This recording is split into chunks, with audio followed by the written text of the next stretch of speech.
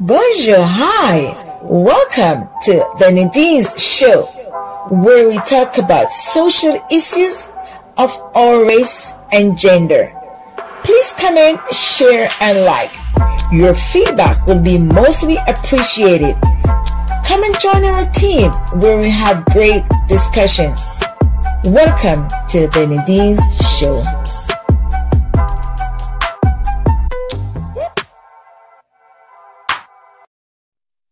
Okay.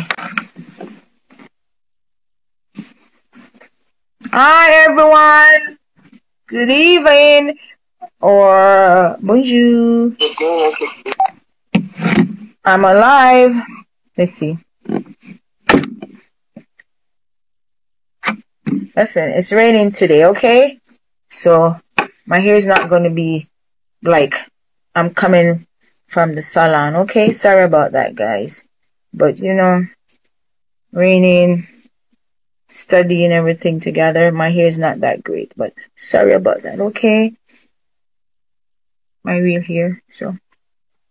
All right, okay, let's see what's happening. Oh, hi. Okay.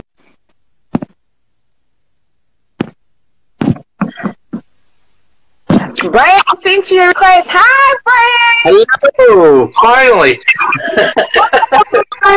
Hi, Polly. I sent you a request. Nikki, I sent you a request. We have like 3 persons today so far. I know it's early, but let me send a request to the rest of the girls. Okay. Okay. Oh, I got something to show you, Nadine, if I may. Yeah, 1 second, please.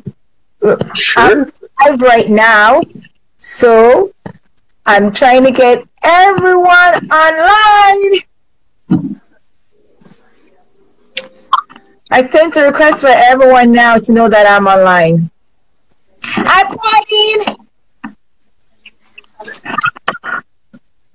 Hi, everyone. I'm just waiting for more people to get online so that we could start introduce and, you know, we could have a constructive conversation tonight. Okay, I'm waiting.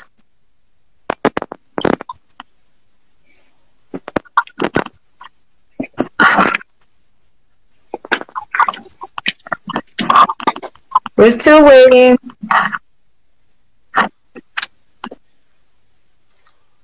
I'm sorry to be late, everyone, but I was trying to help Brian to get on Instagram. So that's why I'm a bit late. I do apologize for being late. Actually, the fault is mine, so it's all right. Sounded good. Okay. Pauline is there, okay. Because we have Teresa wants to come on. Teresa doesn't want me to start before. So hold on, Brian. Let me see if I could get Teresa.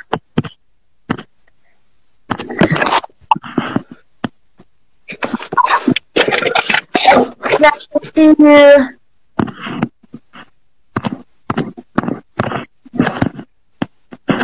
I see Pauline.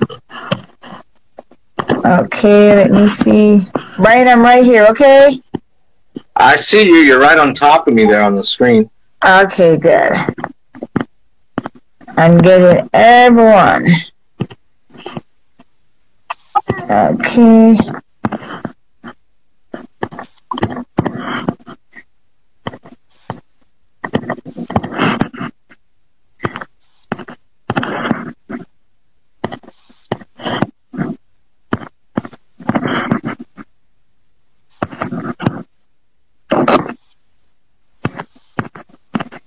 Okay.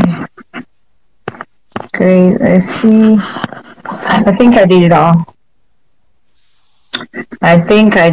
What time? You know what happened? When Teresa comes. Okay, Nikki, invite Nikki. Okay, I got your invitation. I sent an invitation for you. Nikki, Nicole, if you're on the line, I sent you an invitation. Okay, so Brian, I think if you want, we could start. Sure. Yeah. So hi everyone. As you know, my name is Nadine, and I have a good friend. His name is Brian. And as you know, we always talk about social issues and we talk about real life situations. You know, no discrimination on our platform. Our race, gender, culture is welcome. Social class doesn't matter. Coast to coast, any continental, you're all welcome on our show. Please share and please comment. And any suggestion you have, any ideas, you're welcome. So for tonight, we thought of having Brian. He's a good friend. I tonight. Why when I'm on some always me. Anyhow, sorry about that, guys.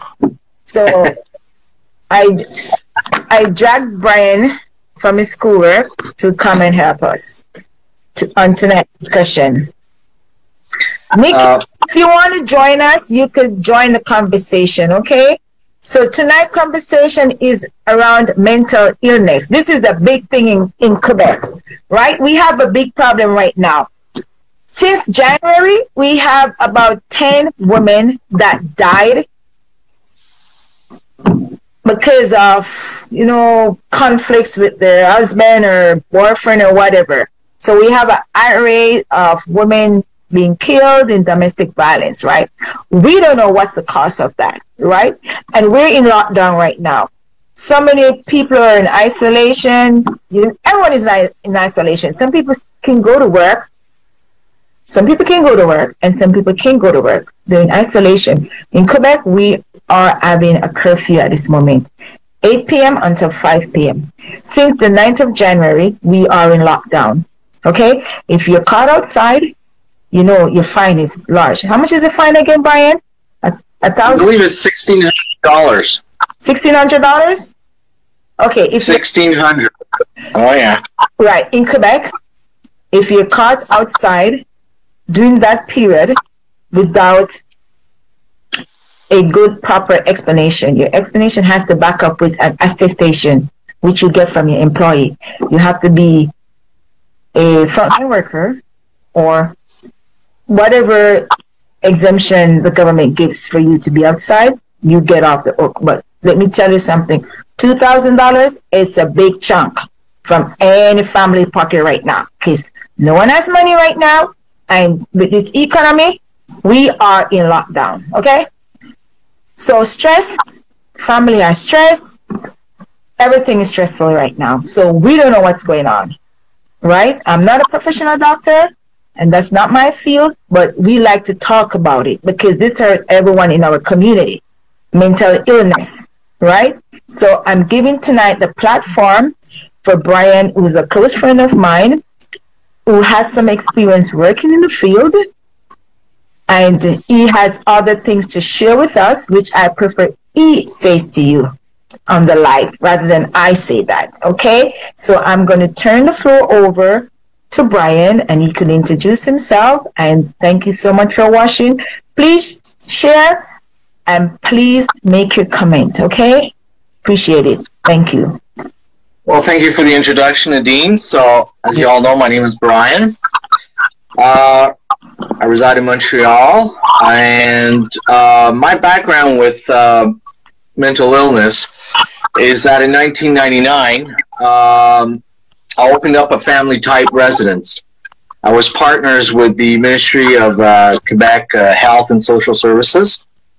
So from 1999 to 2014, I had 9 mentally ill adults that lived with me, and I took care of them 24 hours a day, 7 days a week, with my then wife and my daughter, who later on was born.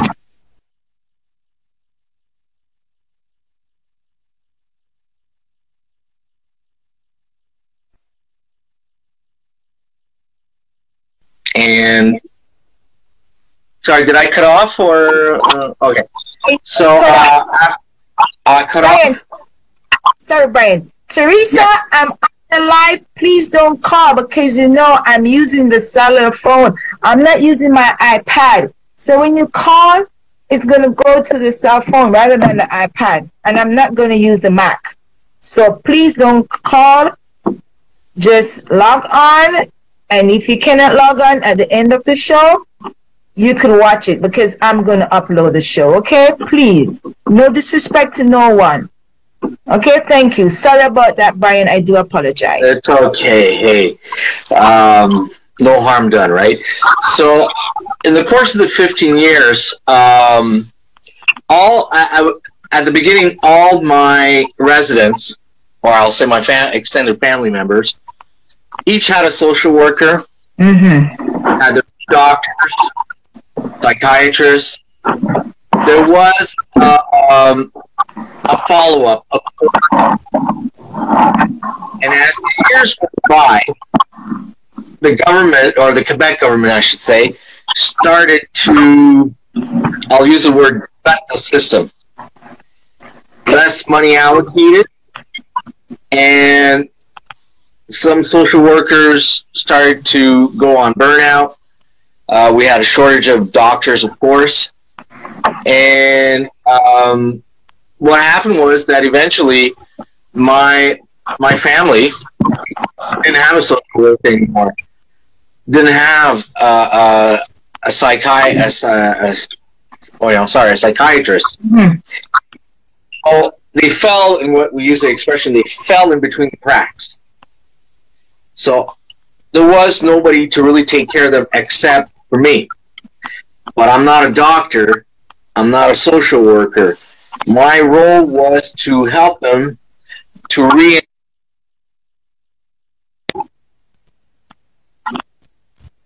that they could get a job. For others, it was going to school.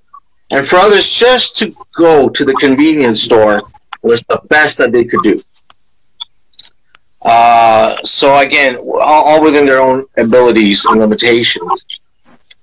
But at one point in 2013, yeah, it's around there, I started to burn out myself.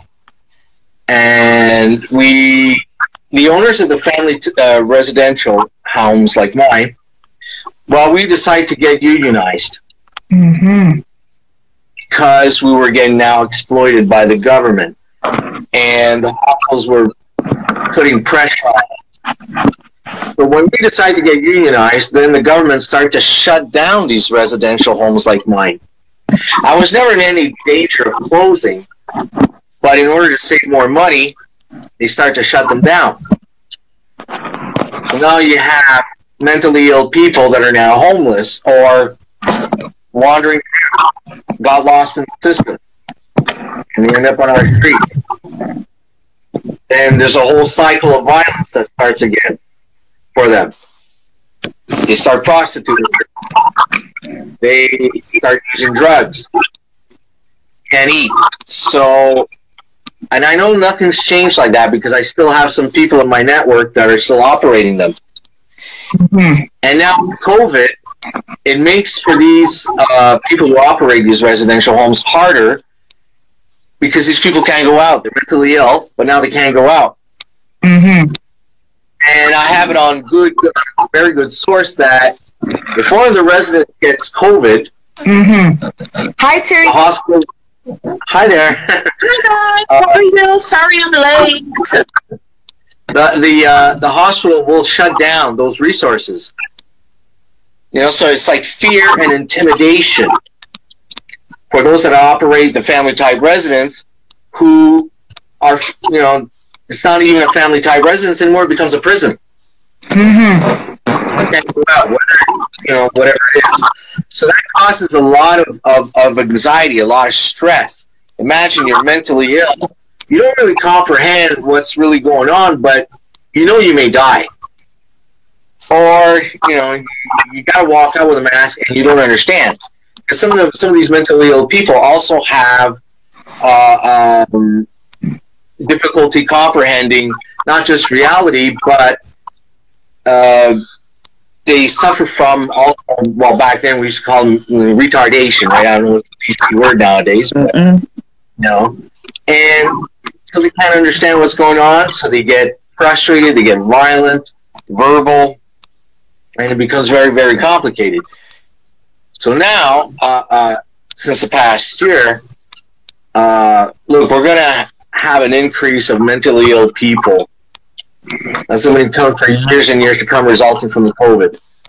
Yeah, that's a fact. That's so true, because not only that, it's just that there's not a lot of programs because of the social distancing and everything, and also technology. Not a lot of people have like devices that can communicate with people. Some people don't even have internet at home, so all of these things, yes, it's going to be worse. And it's not everyone can deal with mental illness. In a sense, they're going to be meeting new people too, because not everyone likes to have a new person in their life like that, especially a social worker. So it's difficult. So we're definitely going to need more social workers, because a lot of them are retired or left, and that was like even 15 years ago. The shortage is not today; it dates back from at least 20 years. Now, can we blame the current government? Well, yes and no. I mean, they inherited the system, but they can't fix it. And if you remember, a couple of years ago, they started to correct with the Youth Protection Agency to get social workers in there. Brian, it's not that they can fix it. It's just that they were surprised by COVID, because this pandemic just flipped everything over. So if they had a plan in place with COVID, it'll just erase that new plan. It just exposed so many weaknesses in our health and social care. That's what it is. That's true. It shows all the weaknesses. Hands down. Yeah. Because we were not prepared, and we were not prepared at the beginning. We know we have a weak system, and with the COVID, it makes matters worse. Because you know what happened with COVID? It just shows how many people are suffering from mental illness. This is where COVID has allowed us to see the true picture, to see what's going on out there, because a lot of people weren't aware that mental illness was so intense and so widespread. It's a surprise to a lot of us. Me, myself, I had no idea so many people were suffering. But COVID exposed everything. You know what happened? It's not like we don't know. The fact is that there are people there that are suffering from mental illness, but they do not know where to go for help. And sometimes they are afraid to seek help. They are afraid to talk to people also. They are afraid because, there's a stigmatization around mental illness. And they're afraid they will be ridiculed and looked down upon and, down on. And that's the problem we are having in society, right? That's the problem. And it's so hard. We need to bring more awareness. Definitely. We need to do. And you know where we need to start that from? In school. In our educational institutions, we need to talk about these things. Because this is not an adult issue. This is not just an adult issue. We have young children that are having mental issues, and they don't know how to talk about it. They don't know who to turn to, and a lot of them feel ashamed. I totally agree with you on that. I have a daughter that's in high school, and I talk with her and her friends. And imagine, you already got, growing pains, right? You're 15, 16 years old. You're trying to find yourself, who you are. And now you add this pandemic, and then the government here, in Quebec, that keeps flip-flopping. That says, okay, we're going to have one day at school, one day off, and they keep changing the rules all the time on them. And some of them are now afraid to go to school. Mm-hmm. They're afraid to catch the COVID, and bring them back to their parents or their grandparents. That's freaking them out. And it's normal too. So we're going to have to find programs too for these kids. The ones that are also in elementary school that, you know. Yes. So we have at least 20 years down the road that as a society and this government has to prepare. How? That's going to need a lot of money. Is the government prepared to spend that money? Are they? Can I say something? I'm on the Statistics Canada website right here. I don't know if you can see. Yeah. Yeah, Statistics Canada. Yeah. 2017. Yeah. Yeah, but it's what they have updated. You know, it's say released okay. 30th, 2019. Mm-hmm. And this says over 2 million Canadian aged 15 years old and over have a mental health related disability. This represents 10% of Canadian health and youth. And that was when 2019? This was release date was January 30th, 2019. Okay, so that was before COVID hit. So can you imagine the numbers right now? The date, the last date that this page was modified was the 30th of January 2019. You know, Statistics Canada, you look at the bottom, it tells you when the page is 5. So can you imagine the numbers right now? 2021, April. The end of April, 2021. Can you imagine the numbers right now? It's double. It could. Has to. Yeah, this is a lot. This is a lot going on right now for young teenagers. But Brian, how is your daughter dealing with it? How is she coping? Well, she has, and that's also a few of her friends. They have anxiety issues. Mm-hmm. So sad. Yeah. Scared to go to the store. Scared to go to school. Wow. Personally, I haven't seen her since September. Wow. Yeah, I haven't. I only saw her for 5 minutes since September. The reason being, well, she lives with her mom. Yeah. Okay. And she's still operating the residential home, by the way. You know, although I left. So in my case, I work in a hospital, and there's already been some outbreaks. At her school, there's already been some outbreaks. Oh.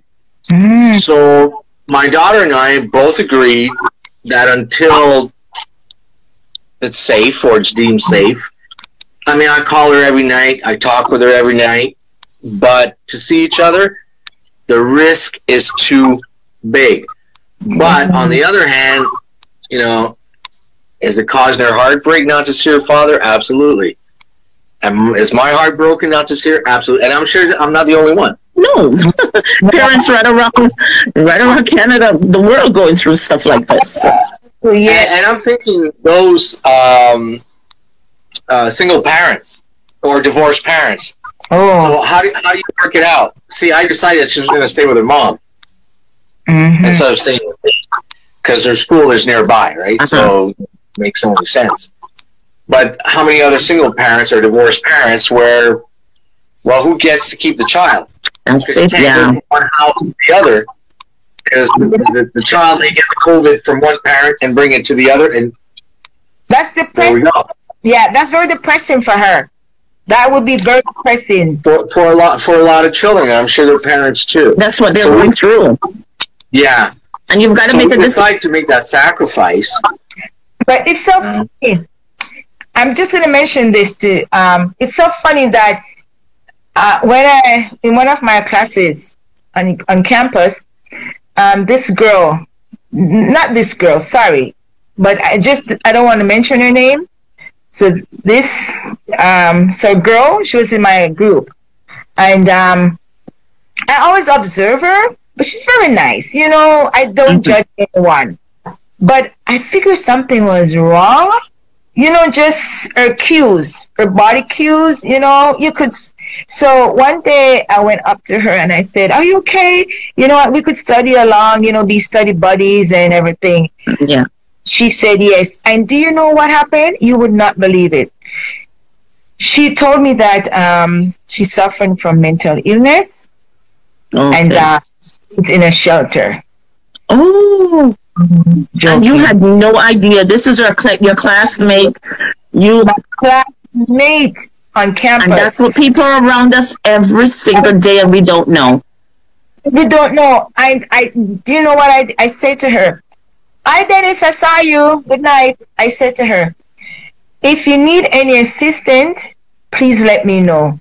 Yes. I said to her, and what I do, you know, I work with her. You know, we work together every day. I make sure she's on campus. You know, if she lack of something, I try to support her. Yeah. You know, anything. You know, as a woman, you know, you give her that shoulder to lean on, because to be honest, she was going through a lot. And she was studying. She was doing 2 degrees at the same time in university, suffering from illness and yes. A shelter downtown Montreal. How many people would notice that and actually go up to her and ask her, are you okay? Is there anything I can do? How many people would do that? A lot of time people are not aware. It's the lack of education about this. And they're not aware. And sometimes you got people that live in your house that suffering from mental illness. And you don't even know. You don't know. You don't know. Not everyone can be that observant, you know, just... That's it. Yes. Yes. And it can be very difficult for somebody. You know what happened? We can blame each other because it's just hard for everyone. And sometimes some people they're suffering, but yet they do not want you to be part of their life. At the same time, they need privacy. Yes. I don't know if you remember last year, there was a video going around on social media with this little boy. It was his last video he was making. And he was telling you that he's going to kill himself. And this is the reason why. He lived in a house with his parents, his aunt, brother, sister, and they knew nothing that this child was so depressed. He was so depressed that he left his last video, and he did kill himself 2 days later. They found the video. Someone sent them the video online. They were shocked out of their wits. And he explained all the reasons why he can't live anymore. He said nobody understands him. They tease him. They call him an idiot. And it was so heart-wrenching. And he was about 13 years old. Heart-wrenching. He killed himself. Terrible. But Brian, as you mentioned before that you worked with people from in a mental institution. How was it when you were there?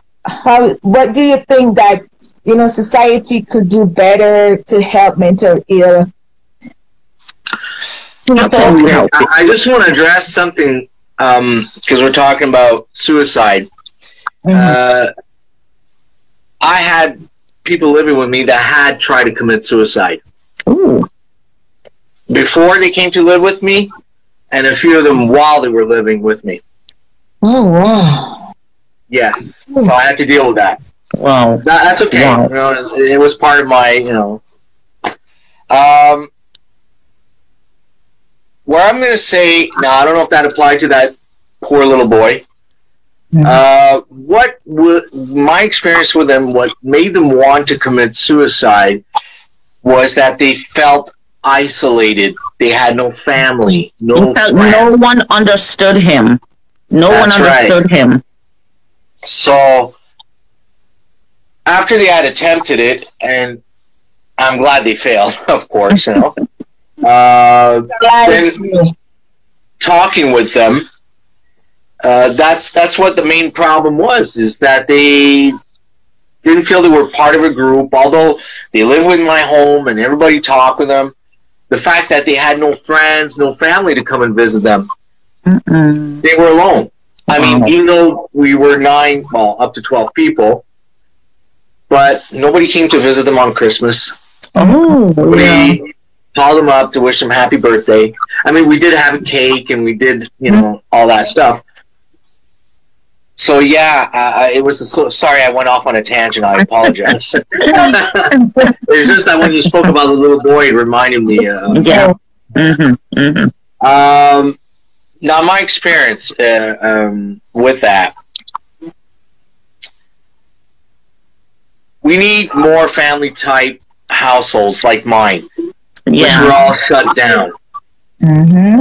Sure, not everybody's qualified to be one. Is the reason I obtained one, or I had a permit, right, to operate one, was that in late 90s, we were emptying out the mental hospitals.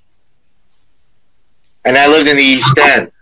So they were emptying out all the mentally ill people from Louis-H-La-Fontaine. Here in the West End where I live, Douglas, they were emptying them out. So they didn't want them on the street. Now they were looking for people who would welcome them in their households. And so I heard of that and offered, although I was like the youngest one to ever have such a household like that. I was 28, 29 at the time, which is pretty young, responsibilities. So, but they had faith in me, and that was good. But, sorry, where was I at? Operating. Sorry, I have a lot of memories coming back here from all that time, right? So we need to open up more family-type residences where they feel that they're in a unit, a family unit, somebody that can be their brother, can be their father, their mother, their sister, to accompany them, to let them know that it's not written on their foreheads, too, that they're mentally ill. That was something I would always tell them. It's okay, you can take the bus, you can take the metro. It's not written on your forehead that you're schizophrenic. Yeah. You're medicated, you function well, you're okay. Go out, have fun. But, again, to the best of their limitations.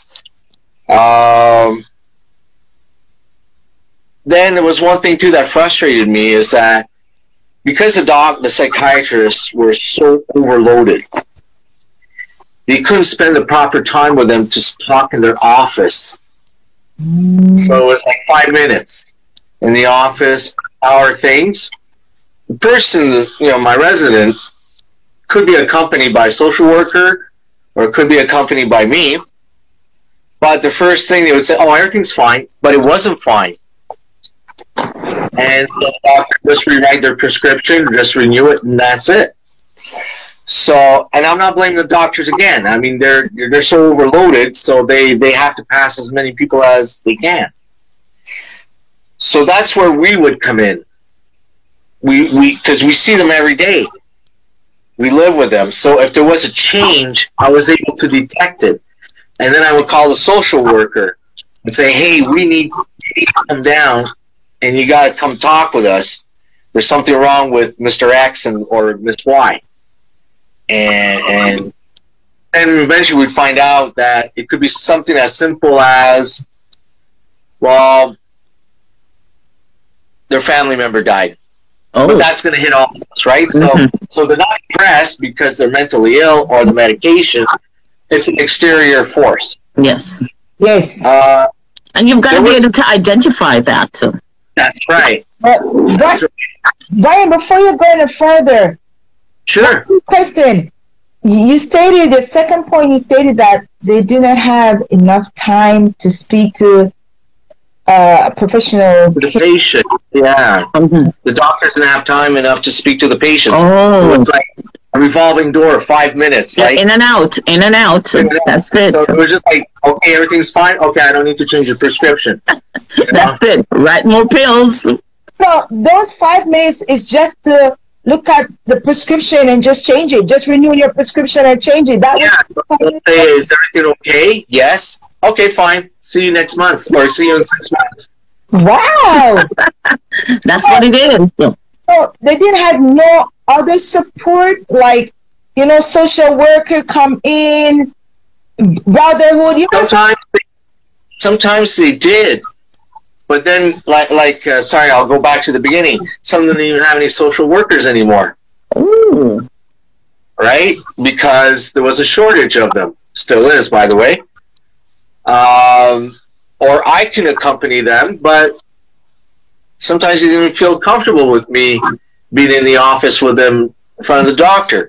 And that was their right. I could not force to be with them. I could tell the doctor, I could tell the social worker by phone that something's wrong.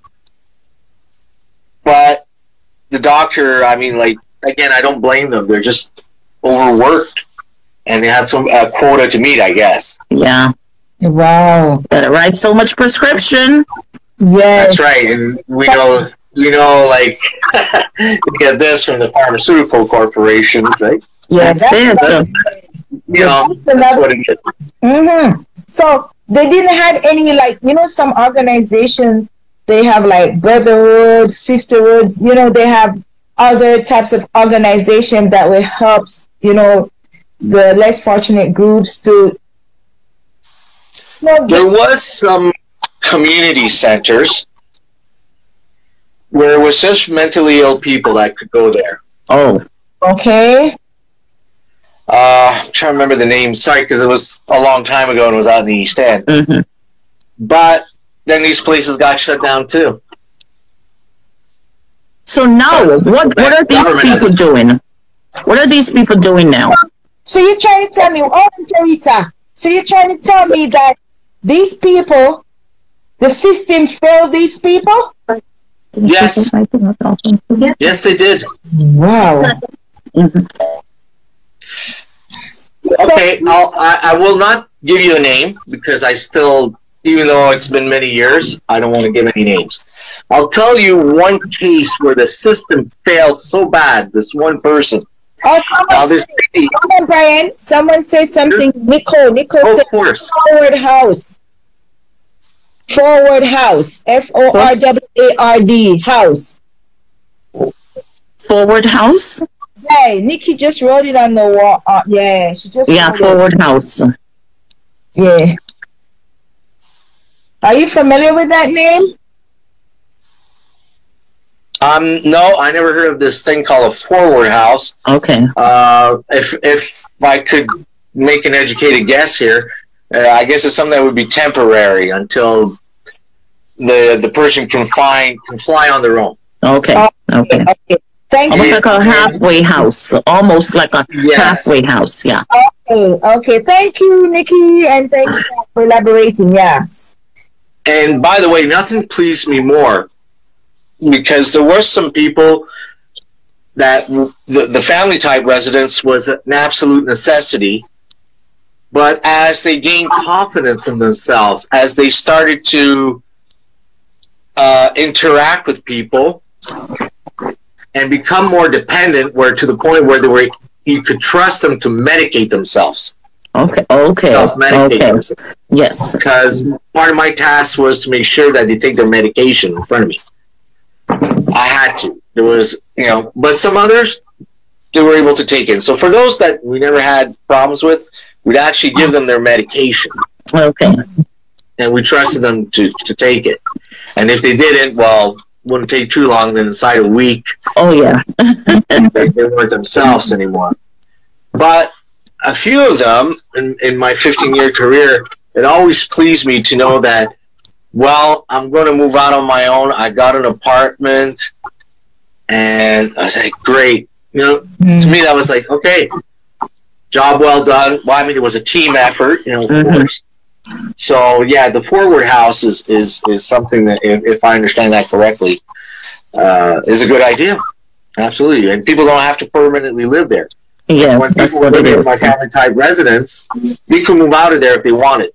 They might say, you know what, I don't want to live in Montreal anymore. I want to go live in Sherbrooke.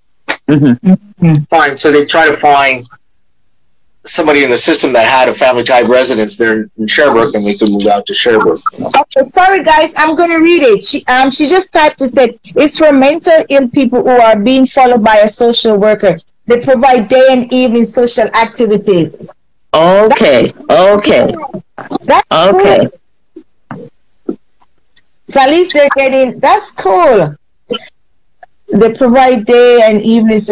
But now that's because of COVID, are these places open? Well, that's it. That's the question. What's available right now? No, that's COVID.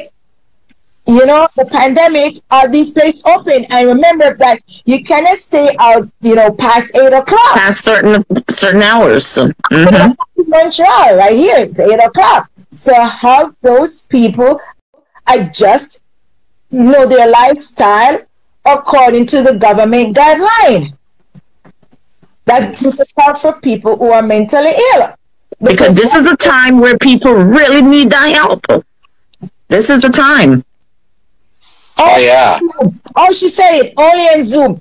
Yes, only in Zoom, but remember, okay, people do have a disadvantage. Some people can afford to have internet at home and also to buy devices. And some people just can't. Exactly. It's not everyone will be able to reach those activities online. Yes. I remember some people living in some people are still living in shelters. Right. And some people have to go to like the I saw it on television. Is it the, you know, like a cafe, like a internet cafe to get access to internet? You're talking? No, Brian, you know, they in Quebec here, they establish a big place, like an opening space for the homeless people, you know, people suffering from mental illness to stay, because of COVID, most people do not want to go to the shelters. I think it's somewhere downtown. Okay, if I know what you're talking about. It's not that they didn't want to go.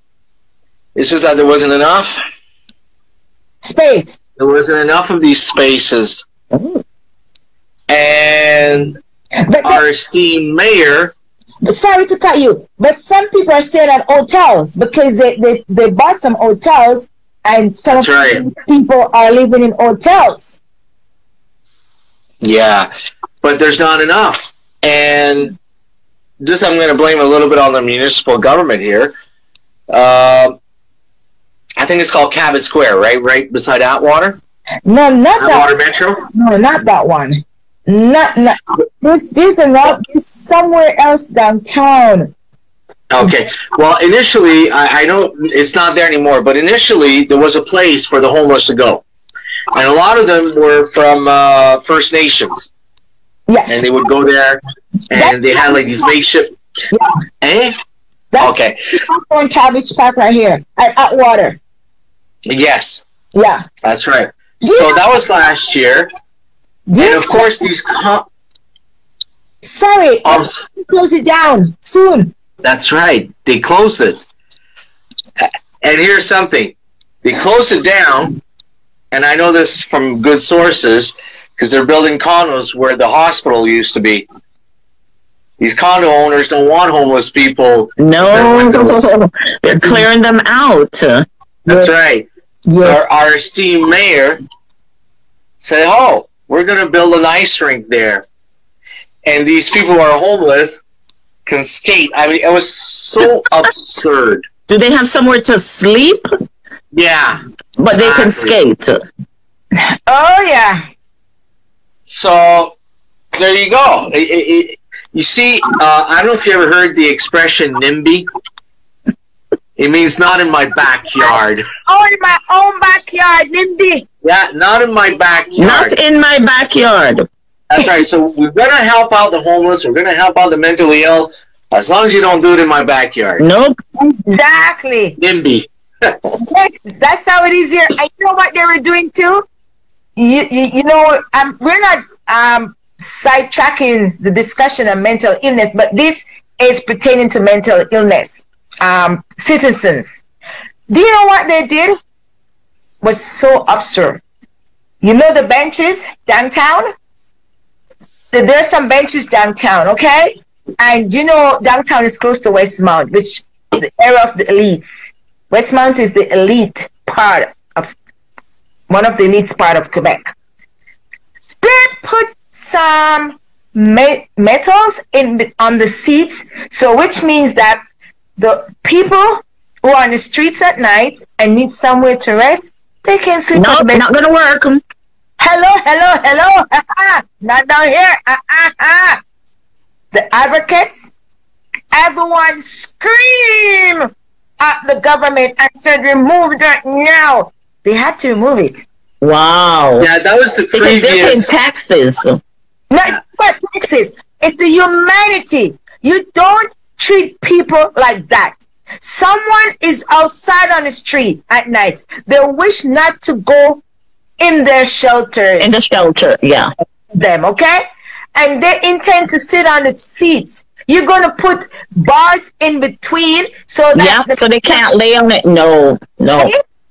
They need to go in the shelter. You're pushing them off the street. They're human beings. There's somebody family. You know, the money that Care about that? They don't care about that. money Come that on. to do that, they need to use that money and help come and build some system to help these people, not to push them somewhere else. You don't do that. Girl, they don't care about them like that. They don't care about them like that. You know why they don't care? Because these people don't vote. Aha. They don't pay taxes. They don't don't vote. You're right. Let's call it what it is. That's how they look at them. That's how they look at them. Burden. They look at them as being a burden to society. That's it. Burden to society, right? And who are we to call someone a burden to society when they're suffering from mental illness? No one knows. They don't care. They don't care. They really don't care. Here's something again. I'll. This was again many years ago. Mm-hmm. So, what the government was doing at this point to try to save money, they were closing homes like ours and buying up these big apartment buildings and taking these people out of these homes and putting them there. And so, well, that's good. You know, they have their own apartment, but now they're even further socially isolated. They're alone. And here's the kicker. These buildings were owned by friends of people in politics. So they were getting a kickback. Yep. Every person that lived in there, they got money for it. So if you have a 40 apartment unit and you put 40 mentally ill people and you're getting about maybe $2,000 per month for each person. Mm-hmm. Wow. You're set. That's a lot of money. You got good business. Yeah. You got a good business. It's all about the money. It's all about the business. That's it. I don't think they were paying enough taxes either. Yeah, and that's why we start to get unionized and mobilize ourselves. We saw what was going on.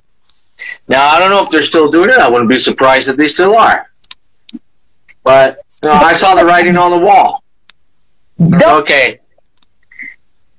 I have to do something else. If it's continuing, don't be surprised. There's nothing surprising about us. You know. Okay. It's nothing. You know, I just also, we're talking about how the system fails. So I'll go back to that, if I may. Now, here's a spectacular failure. And I'm still angry about this to this day. So I had a resident. She lived alone. And she came, so they put her in my home. And she'd been living with me for 10 years. No family, no nothing. It's a friend. But she could still contribute. Like, she would do the dishes. She would put out, again, to their best of their abilities, what they can do. Now, this lady used to go get her injections at the hospital, B12, nothing to do with the mental illness system. Yeah. So, she's out for a few hours, and I get a call from a hospital. I said, "Oh, this lady, do you know her?" I go, "Yeah, she's my residence." She says, "Well, she fell." Oh. I said, "Oh my God," because it was winter time with the, with the ice. Yeah, and all that. ice. They go, "Yeah, but she's okay, but what?" Well, when we started to look her over, she has all the symptoms of breast cancer. So, again, no doctor. She can't be seen by doctor. I had no doctors. Oh. I said, okay. Fine. Now, this lady, as I say, is not grounded in our reality. So, and she was also on the, sorry, I'm going to say it in French, la curatelle publique, public curator, sorry, I hope I said it right there. They're the ones that take care of their finances. And, okay, yeah. When they're not mentally apt, the government will take over and control their bank accounts, their expenses. So afterwards, with the public curator and there was a social worker, a hospital administrator, trying to convince her that she needs to get chemotherapy. But in her schizophrenia, this was going to go away. It's not, it wasn't going to go away, obviously. And we tried everything we could to reason with her, but you can't reason with sometimes. No, when their brain is not functioning like normally. Yeah. So finally, actually, I went to see the local politician, provincial politician. So is there anything we could do? Because we don't know anything. She's going to die. Yeah, she's going to die. Yeah. Well, she is dead now, but at the time. Yeah. So I said, look, we got to get. Look, I know there's human rights, and I know there's all that stuff. Rights for the mentally ill. Mm-hmm. But the reason why she's living with me.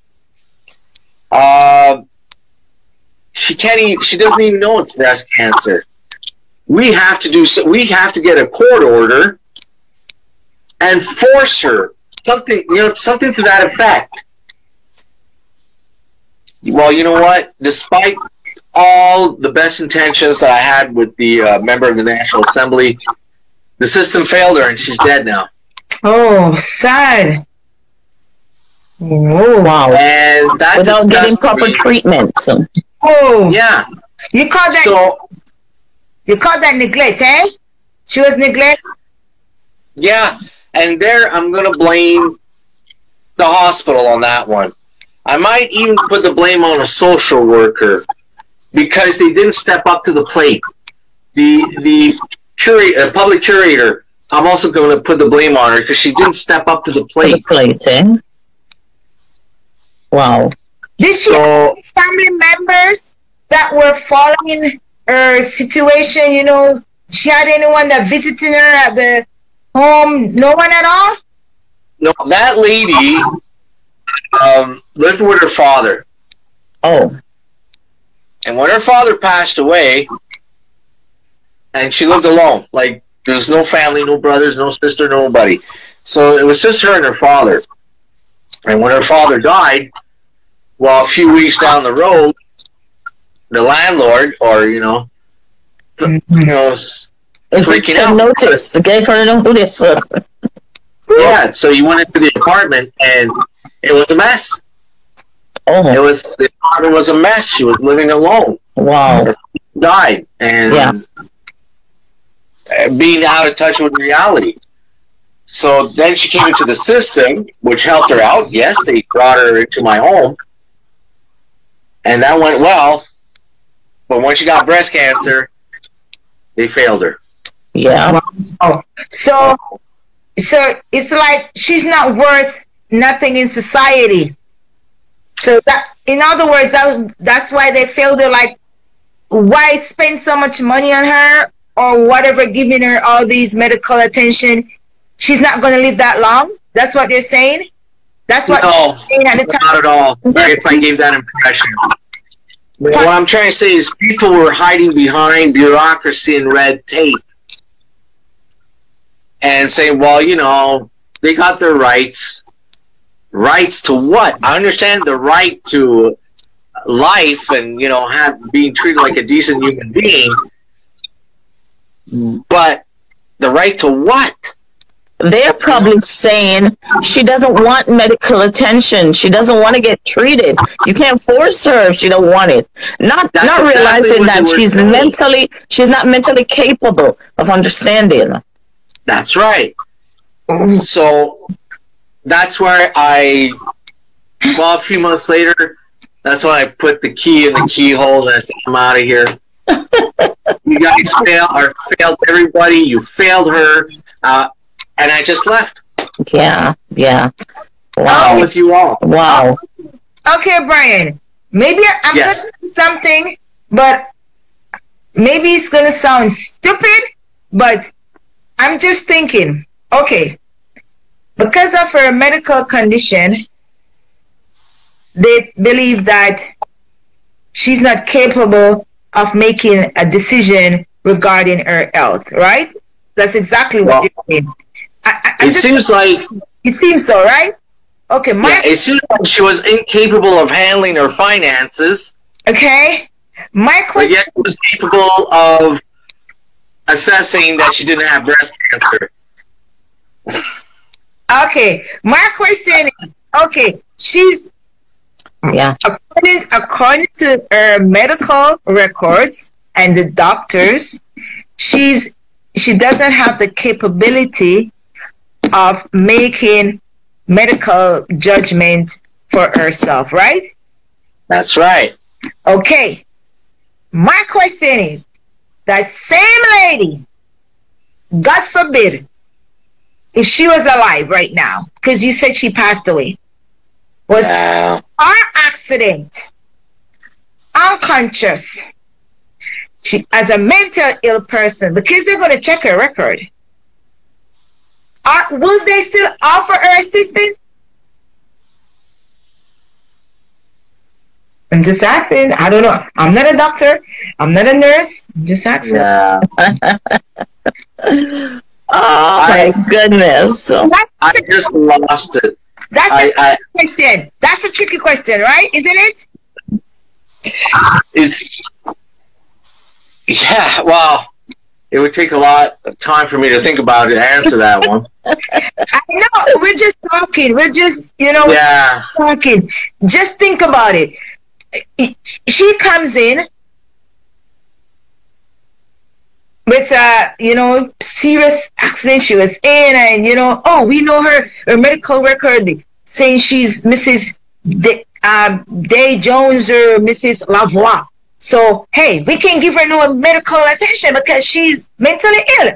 Why waste our time to try to save her life when we could take care of other patients?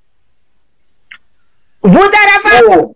I don't think I'd go that far. I mean, I'm not saying... Well, that would get them in a lot of trouble. That could get them in a lot of trouble.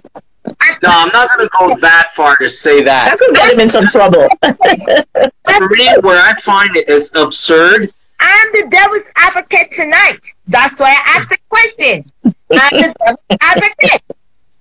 But there's... devil's advocate on the platform. I know. It's just let me see what the viewers got to say. Anyone on the type something? Anyone on the line? I'm the devil's advocate for tonight. I guess no one wants to say anything about it. That's very tricky.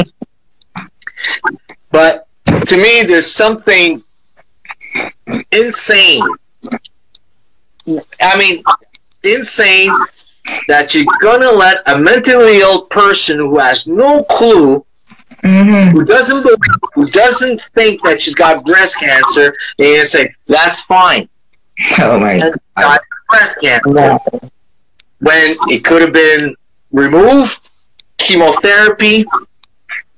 Okay. You would have added years to her life. Giving her a real chance. Giving her a real chance. So, but now you got this, infringement of rights. So that angle I get. but somebody wasn't thinking. Or they didn't care. They didn't want to think. I think it was a lack. That was it. They did not care. Probably they didn't care. At all. So this is just like one of many cases I could Oh, guys, I could tell you about. 7 seconds. Then I'm gonna log back in. 27 seconds. Yes, it's gonna kick me out. 19, 18, 16, 19, 18, 16. 19, 18, 16. Nice.